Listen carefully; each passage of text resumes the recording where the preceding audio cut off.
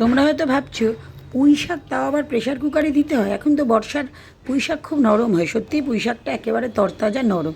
কিন্তু আমার এত তাড়া থাকে সকালবেলা, বিশেষ করে আজকে জানো তো দুটো কারিগর আমার ছুটিতে আছে, যার ফলে কাজের চাপটা আমার একটু বেশি আজকে।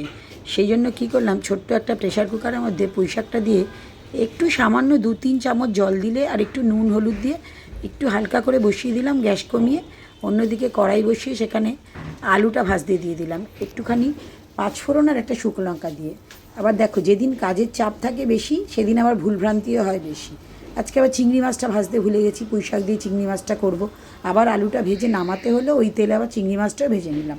তারপর আবার আলু ভাজাটা দিয়ে তারপর সমস্ত সবজি, বেগুন, কুমড়ো, দুটো ছোটো ছোটো পটল ছিল সেই পটল দিয়ে বেশ কিছুক্ষণ নাড়াচাড়া করার পর একটা বাটিতে আমি সর্ষের সাথে একটু জিরে, 4টে কাঁচা লঙ্কা চিড়ে তার মধ্যে একটু নুন দিয়ে কিছুক্ষণ সর্ষেটা ভিজিয়ে রেখেছিলাম। এদিকে দেখো কী সুন্দর পুঁই শাকটাও একদম নরম হয়ে গেছে, সেদ্ধ হয়ে গেছে। তবে দেখবে যতই পুঁই শাক নরম হোক না কেন, এক একটা ডাঁটা থাকে শক্ত, সেই জন্য একটু যদি এরকম প্রেশারে দিয়ে নেওয়া যায় একেবারে মোমের মতন গলে যায়। দেখো হয়েও গেল আমার গল্প করতে করতে পুঁই শাকটা চিংড়ি মাছ দিয়ে।